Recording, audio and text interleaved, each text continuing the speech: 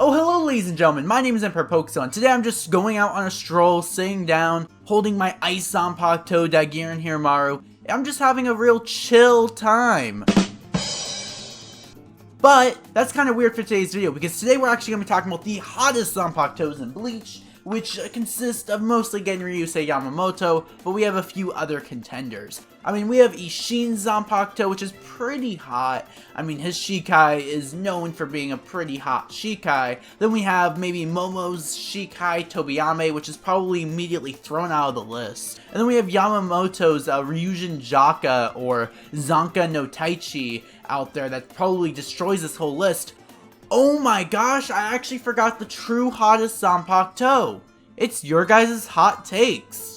But before we get into your guys' hot takes, thank you guys so much for watching today's video. If you guys do end up enjoying, drop a like. 50 likes for part 3. We hit the milestone last time, and that's why we are back with those hot takes. Also, subscribe if you guys are new. We are so close to 1.1 thousand subscribers. That is actually insane. This is my second facecam video in a row. Don't worry, I'm going to go back to the old style. I'm just having a lot of fun with these facecam videos. They're fun to put together, to say the least. It's more personal with my viewers. But without all further ado, let's get into the video. So like last time, I submitted a tweet over on Twitter asking you guys for your hottest takes on Bleach. We covered quite a few of them last time, but there was just so many that were submitted, I couldn't do them all in one video, and I'm still not going to get through all of them. So if you guys do want to get a part 3, again, drop a like, just 50 likes. So yeah. Anyway, let's get into these hot takes. So the first one of today is from Antonio, and he says, I don't know, I don't think I have many Bleach hot takes. That's cap, I know your opinions on Bleach. But I do have this, and it is something people don't like, and you know it. Thousand Year Blood War spoiler alert, it's the fact that I think Byakuya's survival of his first encounter with Aznat was good and not bad. You know my reasoning. Now, Byakuya Kuchiki's survival isn't necessarily a bad thing in the story. I mean, in his death, there could have been a lot of interesting things to come, like Rukia going through a character arc, maybe she's trying to get revenge on Byakuya's death, and that could be always interesting, but I really do like how Byakuya's character continues after his death. I mean, death in quotations. For example, when he sees Rukia use Bankai, when he recognizes Rukia's strength, I really do enjoy those moments, and I think it really, fully pictures his character, as we do see him show care for Rukia, for example, attacking Zamari, calling Rukia his only pride, but we never see him recognize her strength, and I think that's one of the coolest aspects that we get in Thousand Year Blood War, and one of my favorite moments inside the arc. Now, my issue with how he died was we had no indication that he was going to survive. It would have been one thing if we saw Unohana rushing to Byakuya and say he might have a chance, and then it skips to a panel and we don't see Byakuya for another 5 or 6 chapters. But we get a death speech. We get no word on Byakuya's survival rate for 10, 15, 5 chapters. Well, closer to probably 15 chapters. And then he's just back alive again. And that's my only issue, I'd say, with how Kubo handled his death and survival. I don't have an issue with Byakuya living in the first place, I just wish there was some indication. However, I do think the moments afterwards do make up for the bad writing and how he survived his fake death. I do think the moments do make up for it when he recognizes Rukia's Bankai, and when he says, Rukia, come, let's go save the Soul Society. So I do think that makes up for the issue in Kubo's writing, right in that small section. Especially with the whole Byakuya scandal that happened over on Twitter and stuff, but we're not going to get into that. Anyway, next hot take. Yamamoto has the hottest Bankai in Bleach. Now, I would agree with you, but OG, I think that take that you said right there might be a hotter Bankai in Bleach. Anyway, another hot take we have from Bro. No funny crap, I did enjoy Fullbringer more than Thousand Year Blood War and Soul Society, plus it had one of my favorite waifus. If you were talking about Ruruka, then you spin in Bro. Ruruka top tier for real, for real.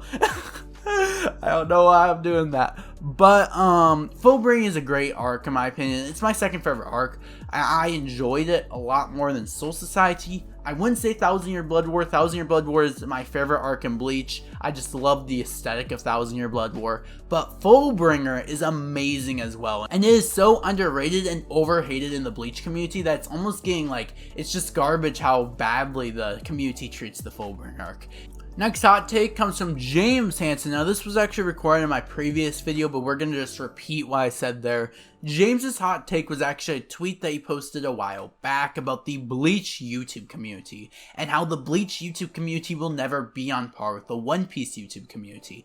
And I agree. I think the amount of passion One Piece creators have will continue even past where they are at. Even when One Piece finishes up, I think there will still be a lot of One Piece communities out there that still build up the series as there are with Bleach. However, you are correct that I feel like a lot of content creators will jump on the convenience that Bleach is doing well. I mean, I know personally that Bleach was actually hurting my channel when I first started making Bleach videos, but I continued out of passion and love for the series. I don't even know if I'd be where I'm at if I didn't make Bleach videos. But I do know when I first started, they were really like way lower than my average video. Like Bleach video would get like 150, 190 views as compared to a normal video, which would get like 200, 300 views. So that's the comparison there. Granted, the Bleach videos that I did originally blew up afterwards, so that's crazy. But overall, I do agree with James. Granted, when I see a Bleach content creator, I'm going to give them the benefit of the doubt and say that they're doing it out of passion. Because I'm not the type of person to decide to judge somebody whether they're doing something from passion or convenience. But that's just me personally. It could be just a coincidence that they're jumping on Bleach. Maybe they just started loving it. You never know. But I do agree that that's probably going to be an issue once the Bleach anime returns. And probably an issue once we get that new chapter in 10 days. But anyway, without all further ado, let's get to the next hot take before I bore all you guys. Wolf says, the last arc, too many Bankais were released. I disagree. I think one of the cool things about Bleach in the last arc is Kubo tried to wrap up the entire story and showcase all the characters we hadn't gotten to see their Bankais yet. In fact, I wish we got to see Aizen and Ukitake's Bankai. Like, could you imagine if the last chapter well, not like the last chapter, but the last chapter against Yubak, we just see Aizen look at Yubak and say, well, you haven't seen my Bankai yet. Bankai. And then he activates his Bankai and he's just destroying Yubak, and Yubak is like, oh crap!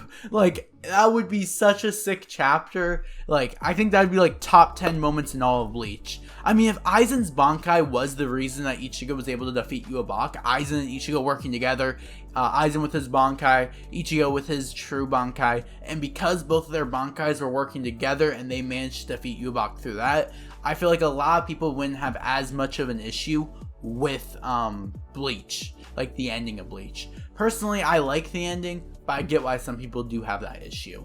Anyway, next hot take. Squad Zero's entire resistance was wasted. They did very little and got bodied off screen from King Roxas 2. I agree and I disagree. I think some of the Squad Zero members lived up to the hype while others didn't. Most notably, Ichibe. Ichibe totally lived up to the hype, like 100%. But we also have a few Squad Zero members that didn't live to the hype. I love Oetsu, the creator of the Zanpakuto. I love the creator of the Shinigami robes. There is so many, like, those three Squad Zero members, in my opinion, are GOATs. The other ones, not so much. The other ones were kind of wasted, and I do agree. Now, I do wish that Kubo decided to do, like, a Battle Royale, where, like, each Squad Zero member got one matchup, and they each got their fight on each island. Granted, I don't think the anime will adapt it that way, but hopefully the anime at least gives us more context on each of the characters. Anyway, next hot take. Dr. Binary says Ichigo's true Bankai is brilliant in design, symbolism, and narrative purpose. I definitely agree with this. Next hot take. Comes from Karzai, and they say Squad Zero was not disappointing, they just deserved more screen time. I do agree for most of them. There was a few that were complete disappointments for me. But also at the same time, when somebody doesn't have enough screen time, that can lead to them being a disappointment for someone. Something being disappointing is entirely subjective to anyone. Somebody could have loved Squad Zero. Somebody could have said Squad Zero is the best part of Bleach. And it's just subjective at the end of the day. So, yeah. Okay, next hot take will be the last hot take from Brandon Bailey. The Zanpakuto Rebellion arc is only visually good and story-wise. The Zanpakuto Rebellion arc is only visually good, and story-wise is just a waste of time that drags on for too long and ruins the flow of the canon episodes. I mean, it does ruin the flow of the canon episodes, that I can agree with, especially where it's placed, but I really liked the Zanpakuto Rebellion arc. I think it created this interesting premise.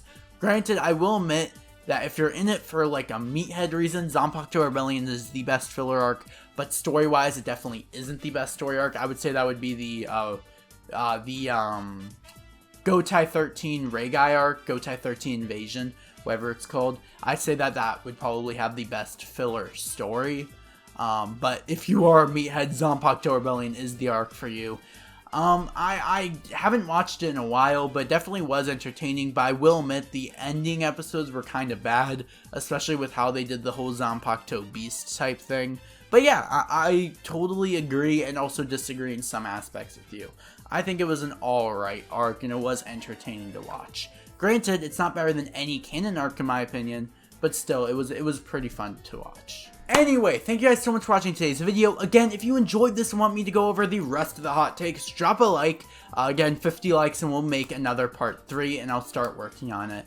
Also, if you guys are new to the channel, subscribe. Again, we are on our way to 1.1k and it would mean a total lot if you guys decide to subscribe to the channel. Anyway, this has been Poxal. I hope you guys have a great rest of your day. And in the words of Gin Ichimaru, bye bye.